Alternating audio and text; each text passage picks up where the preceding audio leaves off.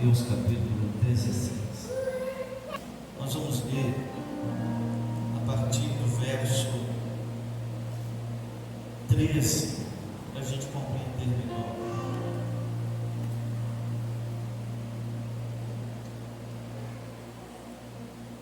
Diz assim: indo Jesus para os lados de Cesaré de Filipe, perguntou a seus discípulos: quem diz o povo ser o Filho do Homem?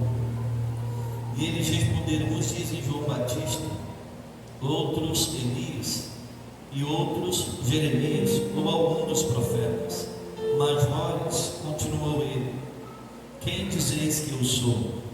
Respondendo Simão Pedro, disse: tu és o Cristo, o Filho do Deus vivo.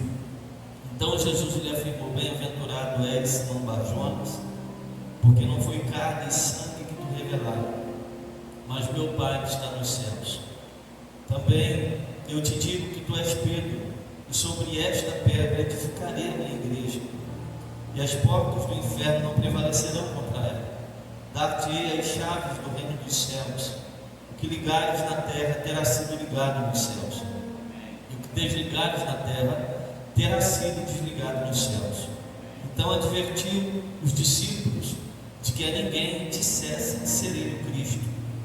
Desde esse tempo começou Jesus a mostrar a seus discípulos que lhe era necessário seguir para Jerusalém e sofrer muitas coisas dos anciãos, dos principais sacerdotes e dos escribas, ser morto e ressuscitado no terceiro dia. E Pedro, chamando-o à parte, começou a reprová-lo, dizendo: tem compaixão de ti, Senhor, isso de modo algum te acontecerá. Mas Jesus, voltando-se, disse a Pedro: arreda-te, Satanás, tu és para mim pedra de tropeço, porque não cogitas das coisas de Deus, e sim das coisas dos homens. Então disse Jesus a seus discípulos: se alguém quer vir após mim, a si mesmo se negue, tome a sua cruz e siga. Amém? Podeis assentar, irmãos. Nesses minutos que nos restam, eu quero discursar aqui com você a respeito de uma grande preocupação que o Senhor tem posto em meu coração.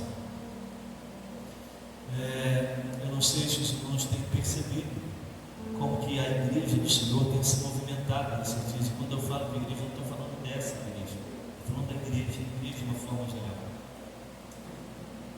As guerras que não deveriam existir entre nós, existem entre nós aqui, e entre nós denominacionalmente falamos, pondo a placa, né?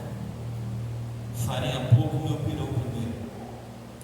Há muito pouca unidade entre nós, unidade de verdade, quando a gente ora um pelo outro, quando a gente não só visita a igreja do irmão que nos chama para um evento qualquer, mas quando há realmente no nosso coração desejo de orar, de interceder para que Deus dê crescimento a uma obra, a uma igreja, a um ambiente onde Deus escolheu, plantou a igreja ali para que ela cresça. A igreja tem se desviado sorrateiramente do propósito que Deus chamou a igreja para ser igreja. Eu não sei se os irmãos têm percebido isso, mas isso tem acontecido de forma gritante. Mas para a gente é tão normal que parece que isso já virou algo natural, e não deveria ser natural. A gente tem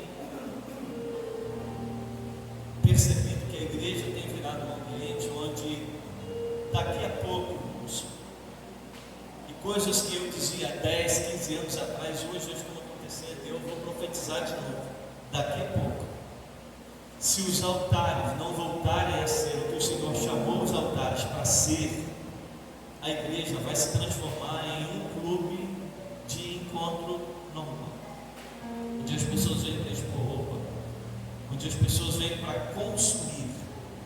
A igreja tem se transformado num ambiente de consumo. Você sabe que quando a gente vai num restaurante, por exemplo, normalmente muitos de nós chegamos até a exigir, porque você vai num lugar habitual para você comer alguma coisa que você gosta, e se você é bem tratado lá, você volta. Se você não é bem tratado, você não volta mais.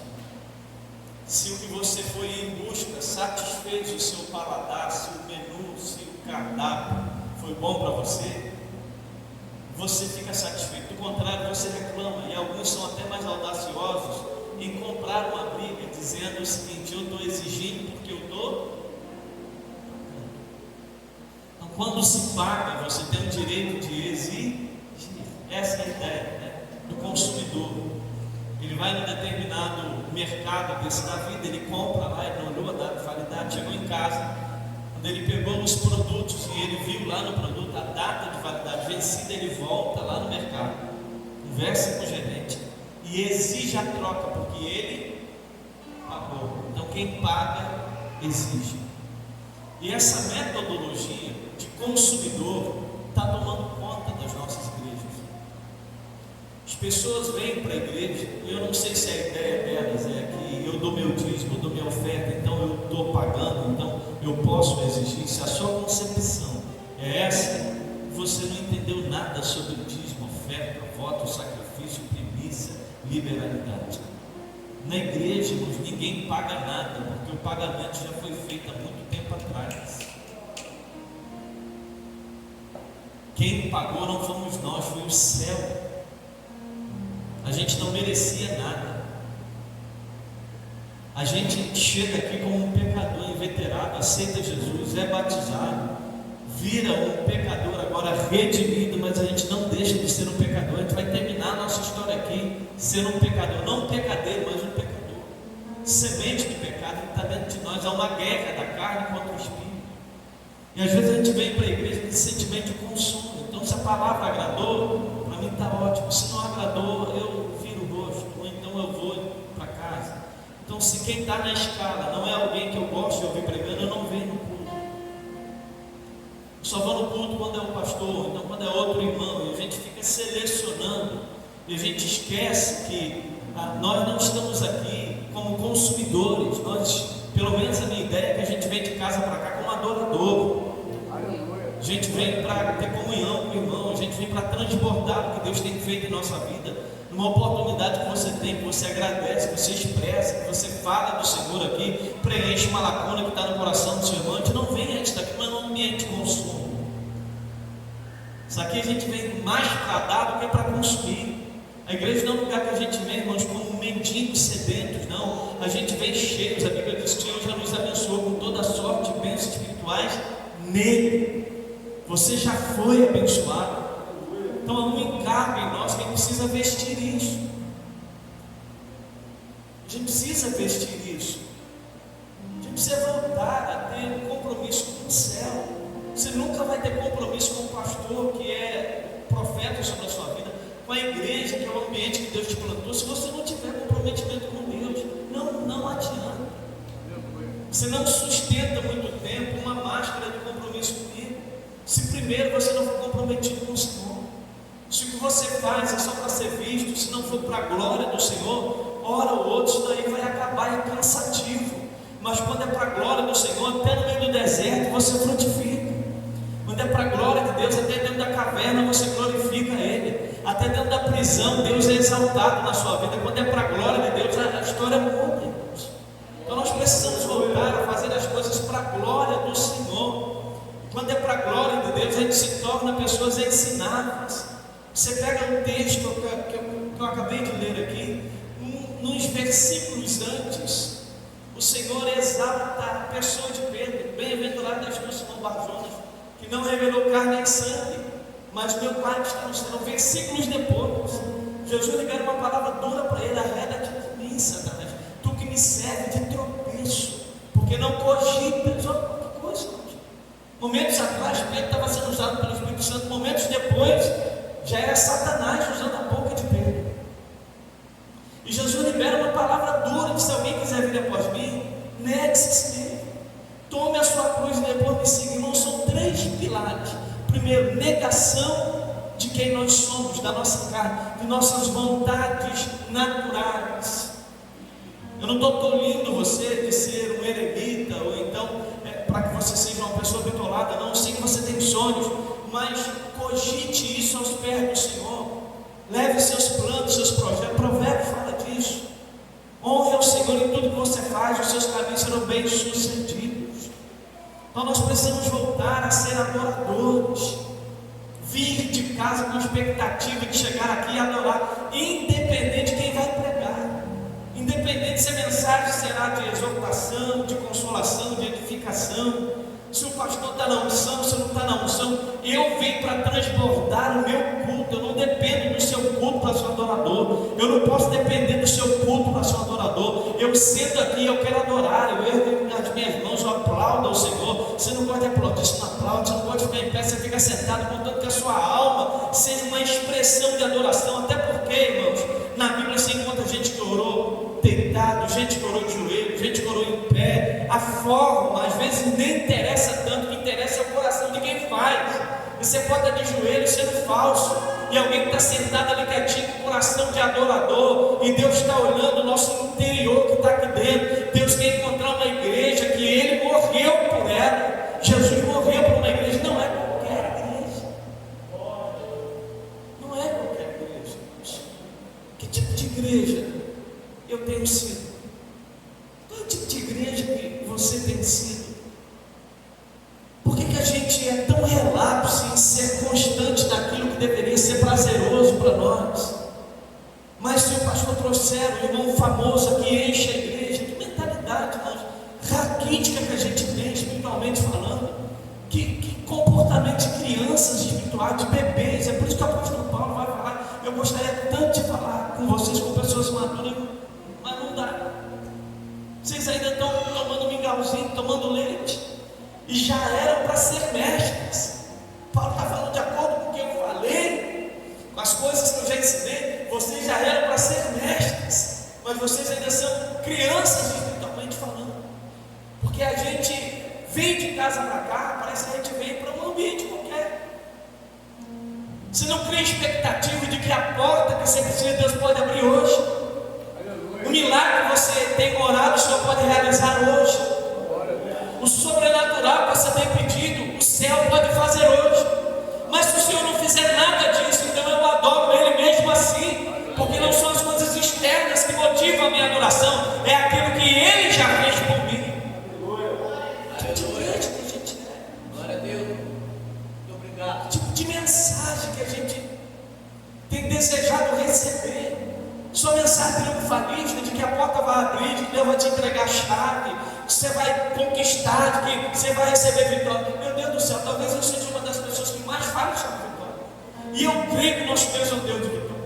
E eu sei que Ele tem muito mais abundantemente, além daquilo que pedimos ou pensamos, para nos dar. Eu sei que Ele tem. Mas isso não pode ser o objeto da minha adoração, do meu culto, do meu fervor, do meu temor a Ele. Não, meu filho. Porque isso tudo fica aqui, e a Bíblia diz: eu espero em Deus somente nessa vida. Eu sou o mais miserável de todos os homens. Os meus olhos têm que estar lá. É para lá que a gente vai.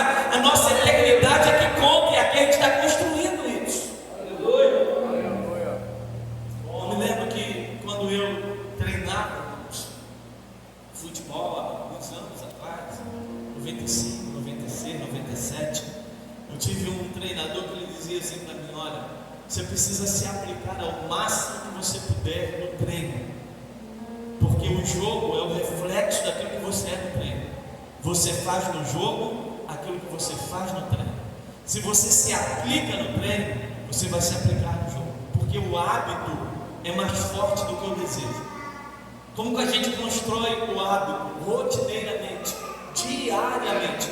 A gente vai acostumando a fazer aquilo, e aquilo vira um hábito, e o hábito é mais forte que o desejo. Você quer ver uma coisa?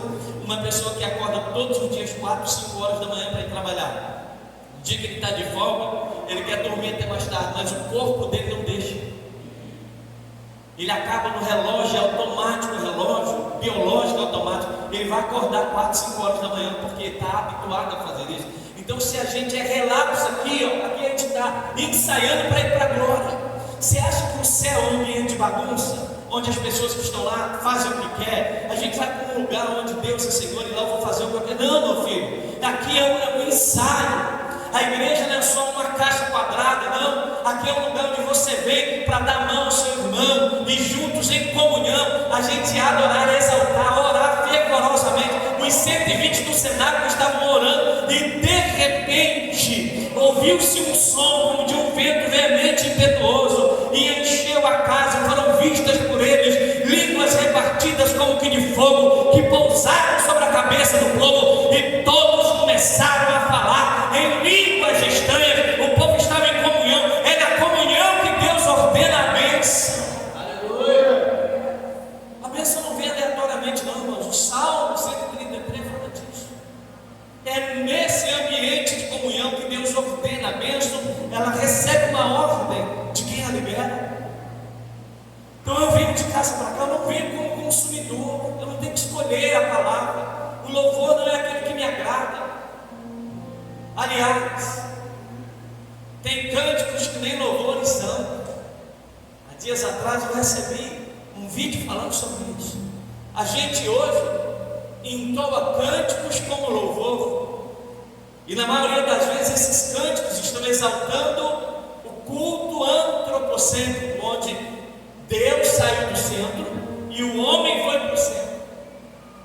Amém? Amém.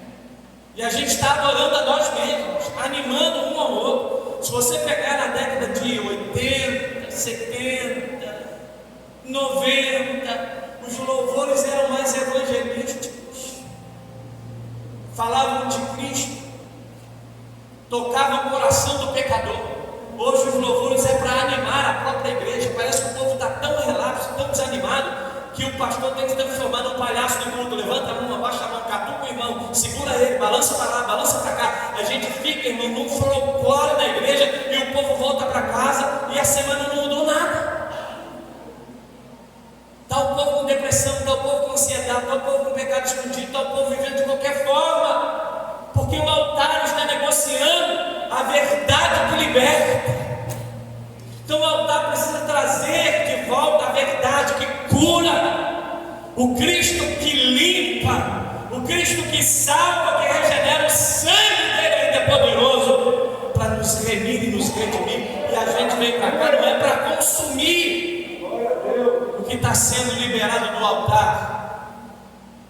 A gente vem para cá, irmãos, para cultuar. Por exemplo, enquanto o pastor está pregando, o pastor poderia contar pelo menos com 2, 3, 4, 5 pessoas com a cabeça baixa, intercedendo. Você sabia que você poderia estar falando em língua estranha aí baixinho, intercedendo pela mensagem, intercedendo pelo culto? Muitas vezes quando tem alguém aqui ministrando, eu estou em intercessão. Eu não estou aqui para consumir a mensagem, não. Eu estou aqui para somar o que Deus me deu com quem está aqui liberando a palavra. Isso é cultuar, isso é ser igreja. Não é ficar na plateia esperando quem vai sair daqui. Isso daqui não é um palco, isso aqui é um altar. Isso aí, irmãos, não é um banco normal, não. É um ambiente onde o Espírito de Deus está se movendo. E se ele está se movendo, algo sobrenatural pode estar acontecendo. Ou deveria, pelo menos, estar acontecendo. Glória a Deus. Mas a gente tem se comportado de uma forma relapsa demais. E me preocupa,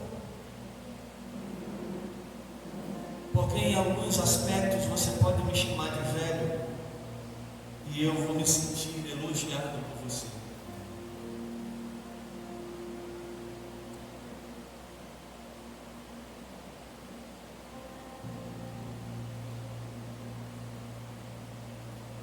Eu sinto falta, irmãos,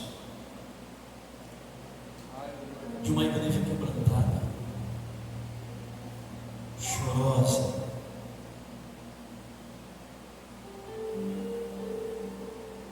Certa vez aqui o Flávio, falando a respeito do Vitório, ele disse algo que era muito natural acontecer nos tempos sacerdotais, que não seria necessário nem a gente fazer ofertório. A gente deveria ser tão grato a Deus pelo que a gente tem. Você tem seu carro, você não tem casa, você tem sua moto. Mas você não tem moto, você está com saúde, você tem um emprego, amanhã você vai trabalhar, Deus tem sustentado a porta aberta. E às vezes a gente tem que ficar aqui redundando, falando de uma coisa que deveria ser gratidão nossa. Você vai chegar em casa agora, você tem um prato de comida, você vai se alimentar. Sabia que você sair pela rua agora aí, você vai encontrar gente que não comeu nada hoje. De repente você tomou seu café hoje, você almoçou, fez o lanche da tarde, vai jantar. Tem gente que ainda come uma fruta antes de dormir. Talvez você tenha um bis, um bombom, um sorvete lá, um docinho de leite. De repente você não está com muita vontade de cozinhar em casa. Quando você chegar, você vai chamar a sua família para uma pizzaria. Você tem condição financeira de fazer um lanche. E a gente às vezes fica aqui ensinando algo que deveria estar dentro de nós. Então eu chego aqui, eu vou abençoar o altar que me abençoa. Estou falando se abençoar a mim como pastor não, porque Deus pode me tirar dessa igreja hoje e me levar para outro lugar. Ou Deus pode me levar para a glória, e aqui outra pessoa vai ficar aqui. Então tenha na sua cabeça que você está abençoando é o altar, você está ajudando a construir uma igreja sólida, que prega a verdade, que instrua, que discipula, que cura, que se importa, que ama, que abraça. Uma igreja, irmãos, que ora, que jejua, que vai para monte, que intercede, que está de madrugada clamando ao Senhor para que Deus visite sua casa, para que Ele confronte as coisas que estão erradas, para que o Espírito Santo desperte em nós o que a gente precisa mudar, negar a nós mesmos. Contribuição você tem dado na igreja que te acolheu. O que você tem multiplicado, você tem dons, você tem talento. Você está esperando mais o quê? Para você colocar isso à disposição do reino. Para você chegar para o pastor e falar: pastor, essa área que eu gosto de trabalhar me ocupa, usa a minha vida, deixa eu fazer alguma coisa. Eu estou me sentindo incomodado, eu só venho para cá, volto para casa, venho, volto para casa. Eu só estou sentado nesse banco como um passarinho pequenininho com fome, onde o pai e a mãe saem, pega lá a comidinha e coloca na boca dele. Não, eu quero ser útil para o reino, crescer espiritualmente, deixar de ser menino. Paulo disse assim: quando eu era menino, eu já fui menino. Eu falava como menino, eu pensava como menino, eu discorria como menino, eu fazia as coisas de menino. Mas a partir do momento que eu me tornei homem, Paulo está dizendo, a partir do momento que eu cresci, eu abandonei as coisas de menino. Querido, deixa eu te falar algo. Você vai esperar uma situação drástica chegar para você se posicionar? Você que já foi apertado pelo Senhor, você que Deus te pegou lá na curva e disse que tem uma obra na sua vida, você está esperando o que mais?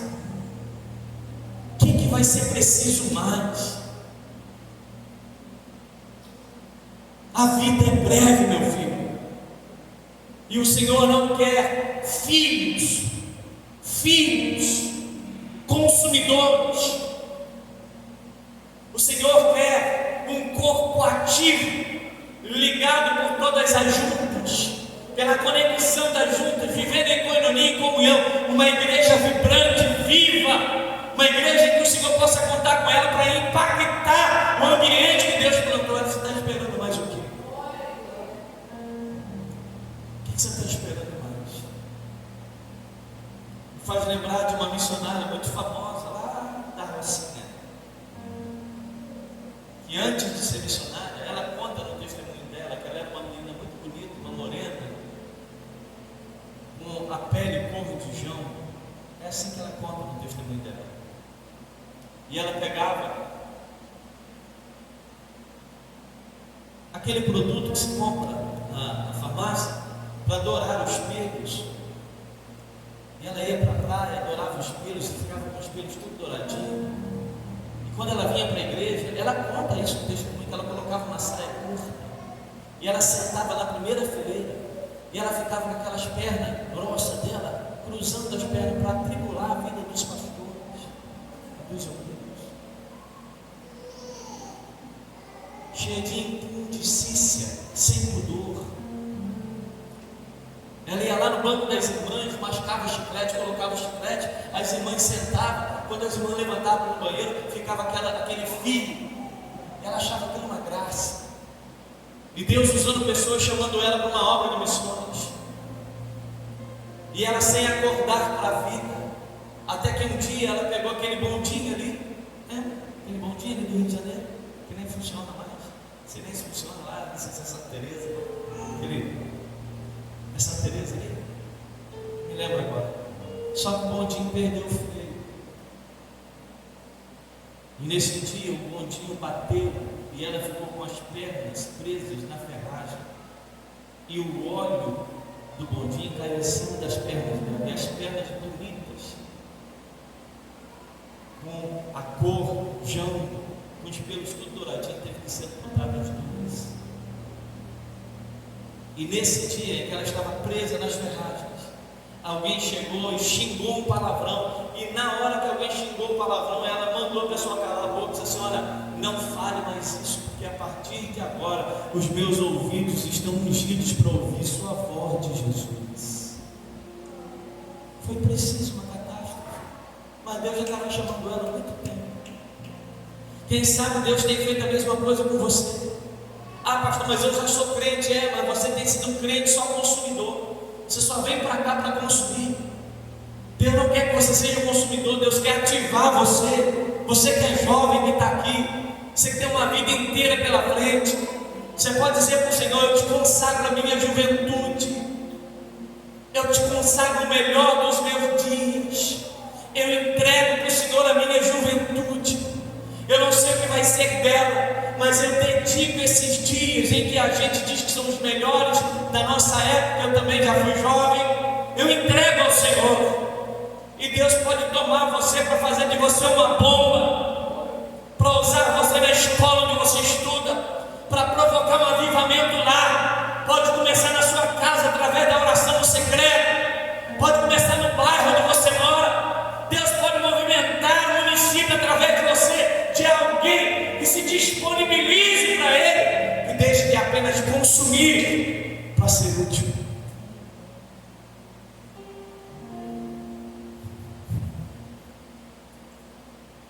Nós não estamos pagando aqui, irmãos. Eu não tenho direito de exigir nada aqui.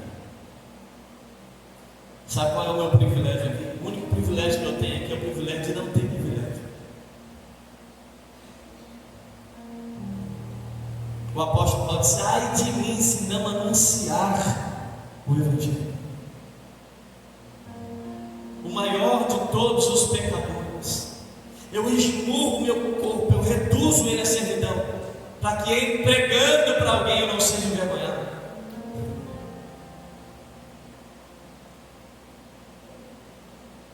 Que tipo de igreja a gente pensa em ser daqui a um ano?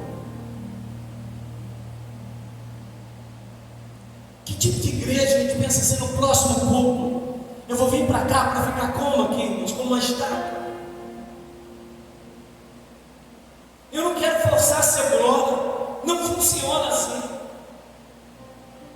Mas numa igreja quebrantada, irmãos, até uma exortação vira motivo de glorificar ao Senhor.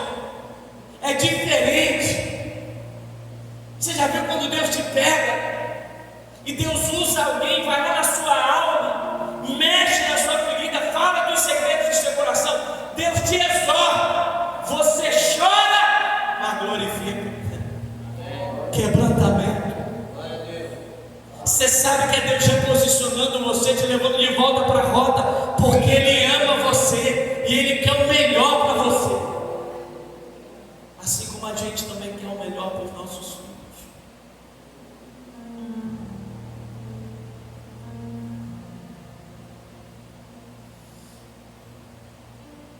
Mas às vezes a gente tem que passar por algumas coisas para a gente entender, irmãos, que ser cristão é carregar cruz. Se alguém te falou que ser cristão é botar uma camisa com dizerzinho, você ser um modinha, te enganaram, meu filho. Ser cristão é carregar cruz, é ir na contramão do mundo, é renunciar a seus prazeres, é dizer não para a carne.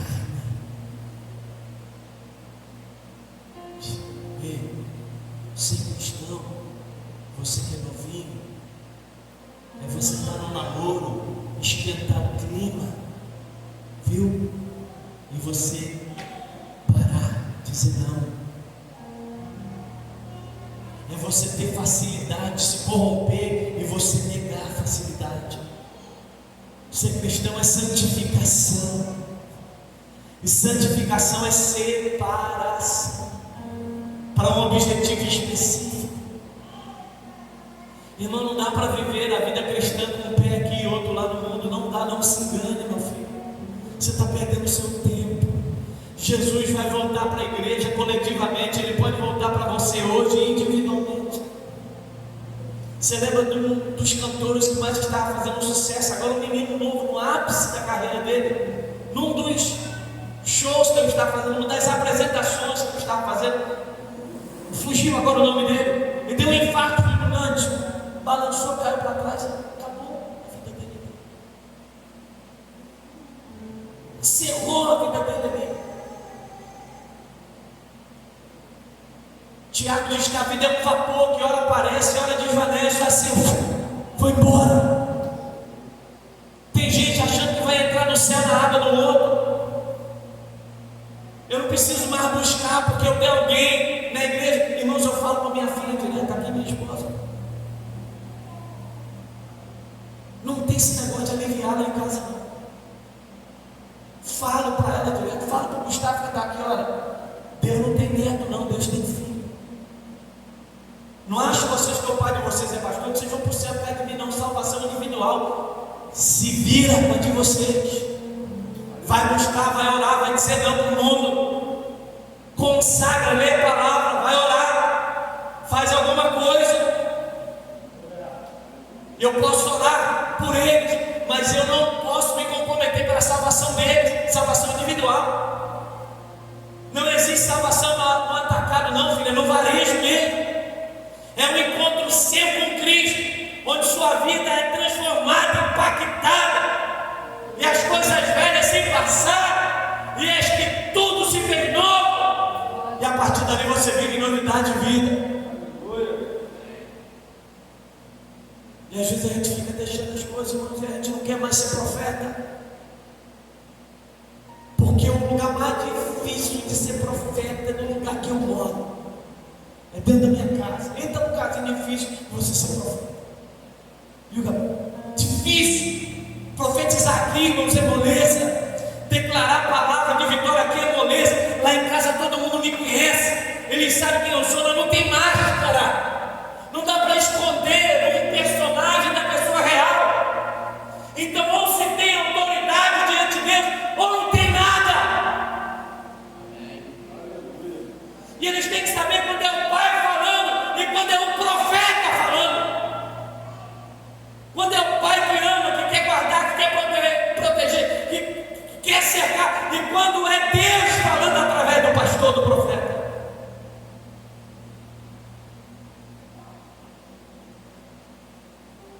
Não está em tempo mais da gente brincar de ser crente, irmãos.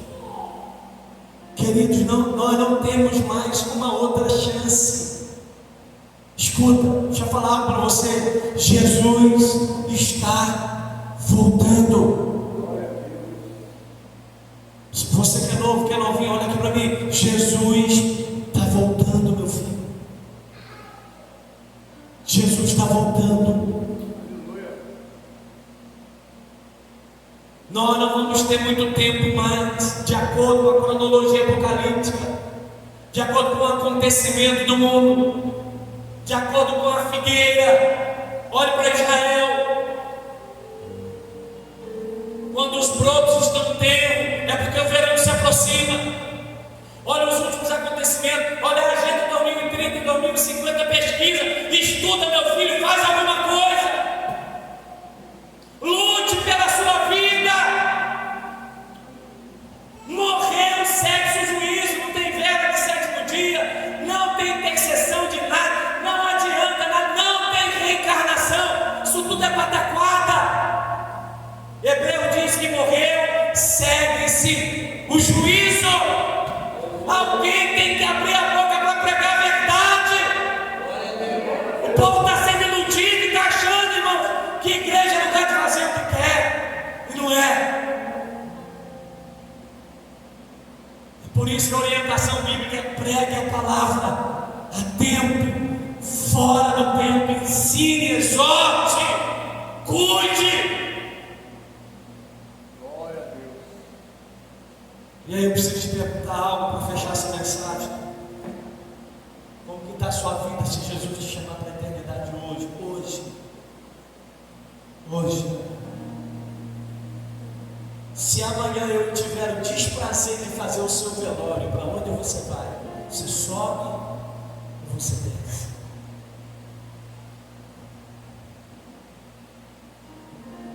Se essa igreja aqui chorar por alguém que está aqui dentro amanhã, qual será o seu histórico pós-morte?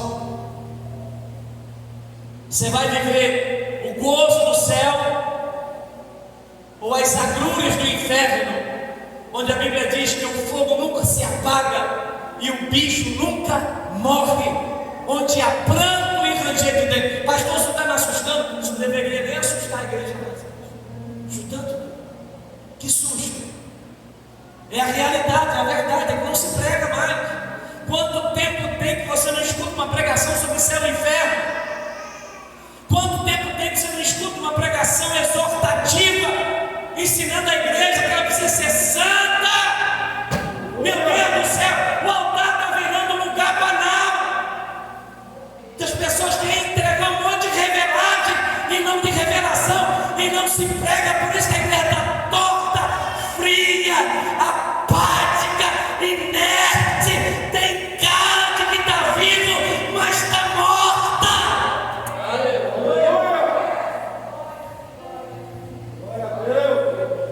E a gente brincando de ser crente, achando que isso aqui é um playground, que a gente vem para cá mostrar a roupinha nova que comprou, perfume importado que a gente adquiriu, vem para cá para dar uma bitoquinha em alguém, encontrando um namoradinho, uma namoradinha. A gente vem para cá para socializar. Não, meu filho, você vem para cá para você comungar, você vem para cá para adorar, você vem para cá para externar sua gratidão, você vem para cá para ser igreja, para fortalecer base,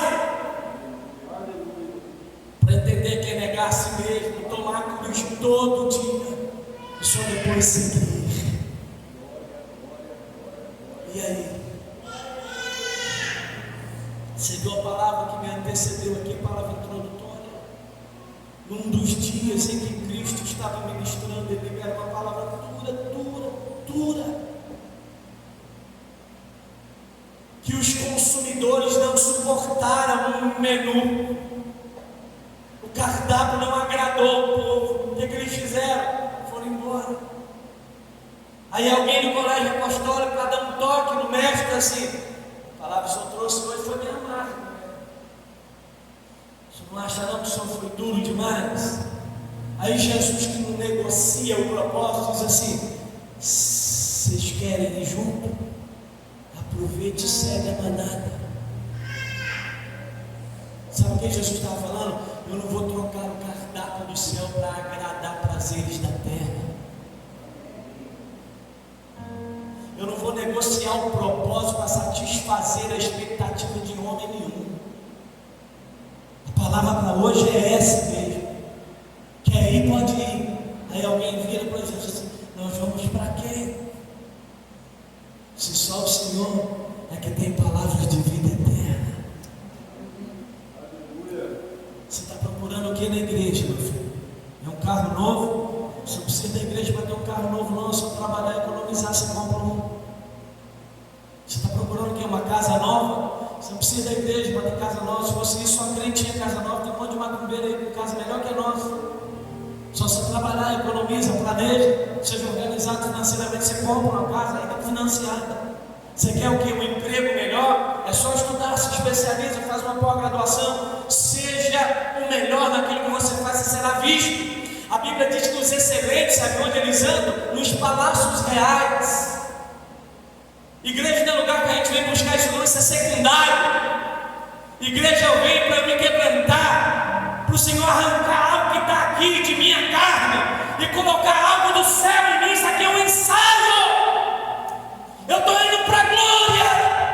Eu tenho que parecer com Ele diariamente. Cristão significa pessoas parecidas com Cristo. Glória a Deus.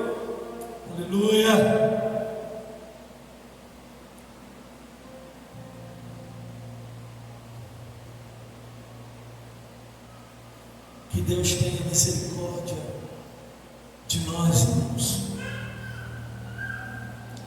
Porque não achem vocês que é só a política que se corrompeu. Não achem vocês que algumas esferas da sociedade se corromperam. Tem muito altar corrompido aí. Tem muita igreja que tem nome de igreja, mas não é mais igreja, é juntamento de pessoas. Tem muita igreja que tem uma palavra muito legal, refinada, bonitinha, polida, massageia o ego. Você vai para cá se achando bebelozinho do Senhor, mas continua com esse monte de pecado escondido aí. Você não converte, você não conserta, você não reposiciona. Você acha que o Senhor tem que tolerar você vir domingo aqui buscar uma palavra de vida, e durante a semana você está no bar enchendo, entornando tudo, fumando escondidinho, vivendo uma vida de prostituição quando a mulher dorme através do smartphone.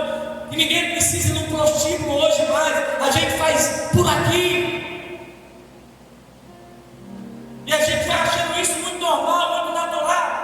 E o pecado vai normalizando no meio do lugar que deveria ser santo. E eu quero terminar com uma palavra que o apóstolo Pedro libera. Assim como é santo aquele que vos chamou, sede é o imperativo afirmativo, sede vós também santo em toda a vossa maneira de viver. Sabe o que significa? Sua língua tem que ser santa, seus olhos têm que ser santos, sua mente tem que ser santa, seu coração tem que ser santo, seus pés têm que ser santos. Porque onde um homem santo passa, ele santifica o ambiente que ele pisa. É por isso que nossas igrejas são santas hoje mais. E desculpa a minha sinceridade, porque tem um monte de gente com capa de santidade, mas por baixo está tudo podre, está igual na mão, e não tem coragem de ir para o secreto e dizer para o Senhor: eu só vou sair daqui quando eu sentir o teu toque. Espírito Santo, me transforma, eu não valho nada, eu sei que eu sou pecador, mas eu não quero continuar dessa forma. Me muda, Senhor, me transforma. Aí você vem para cá quebrantado. É diferente, irmão, é diferente, meu filho, é diferente. Você vem quebrantado, não precisa de muito esforço. Quando o louvor está sendo entoado, aquilo entra no seu coração. Quando alguém te abraça, te dá a paz do Senhor, libera uma palavra, você recebe como uma palavra de Deus. Quando o altar está exortando uma igreja, você não tem como indireta, você tem como um pai reposicionando você, que é filho. É diferente quando eu venho quebrantado. Eu chego sem armadura, eu baixo as minhas armas, eu digo para ele: eu estou aqui, Senhor, faz conforme o Senhor quer. Qual é a igreja que você quer estar nela daqui a um ano, se a gente não estiver aqui? É uma igreja morta, apática, sem vida, onde você não escuta um glória a Deus, um aleluia, tudo é mecanizado. Até para dar glória, você não precisa pedir, dá glória, um monte de gente, aleluia, glória a Deus, nada da alma. Só tirar um glória a Deus da alma é uma luta, uma dificuldade. E a igreja está ficando tão apática, tão inerte, tão sem sal, que quando o irmão dá um glória a Deus mais alto, os outros já olham assim, ó, meio que incomodados. Meu Deus, para que essa gritaria? Deus não é surdo, Deus também não é mudo, e você adora que ele fala contigo. Então não censura a adoração do adorador, não. Uns vão ficar quietinhos, ele está adorando, amém, adora assim. Uns vão gritar, deixa o cara gritar. Uns não vão se mover, outros vão saltar, vão pular. Adora, meu filho, você está na presença do teu Pai. O céu para onde eu vou, pelo menos eu ainda acho que lá vai ter adoração. Eu acho que não. Irmãos, pelo menos pelo que eu leio na Bíblia, o céu não é um lugar sem graça. Eu vejo um monte de gente dizendo: eu vou para o céu para descansar. Você está indo para o lugar errado. Céu não é INSS, tá? Deus não aposenta ninguém, não. Nós vamos trabalhar, viu? Prepara para trabalhar. Isso aqui é um ensaio. Se alguém quiser vir após mim, negue-se a si mesmo. Tome cada dia a sua cruz. Depois você me segue. Foi Jesus que disse isso. E eu não vou fazer apelo, não, irmãos. Eu estou cansado desse negócio. A gente fica oferecendo Jesus, parece que Jesus é aquela tomate de final de feira, né? Quem aceita Jesus? Quem aceita? Quem aceita? Olha, aceita. Jesus é que tem que me aceitar, o pecador que sou eu. Eu que tenho que ir na presença dele todo dia. Eu que tenho que falar, eu que tenho que chorar nos pés dele. Eu que tenho que ficar de madrugada lá em casa mesmo, andando com aquele monte de cachorro para um lado e para o outro. De repente aqueles cachorros sejam até mais crentes do que nós. Tanta oração que esse cachorro já ouviu na vida deles. Ele me estranha. Eu não vou estranhar se daqui um dia o cachorro for fazer uau, ele fala rabacanta. Tanta língua estranha que esse cachorro escuta a gente falar. Consagra a sua casa, põe a mão na parede. Tua mulher dormiu, põe a mão na cabeça dela, ora por ela, ora pelos teus filhos. Seja sacerdote, mas eu sou mulher, seja sacerdotisa, minha irmã. Entre na sua casa com a autoridade do céu. Não fique esperando só o pastor só voltar, não. Deus te levantou como mulher de Deus. Põe a mão lá, expulsa esse demônio de lá, manda ele embora, a sua casa é santa. Assume o seu lugar, seja uma Débora dessa geração. Você é jovem, seja o Davi de hoje. Vai para cima desse gigante. Diga para ele, seu incircunciso, sai da minha frente. Quem tem aliança aqui sou eu. Eu vou contra você em nome do Senhor dos Exércitos. Assuma teu lugar, meu irmão. Deus precisa de uma igreja viva, uma igreja posicionada, que glorifique o nome dele, que seja bênção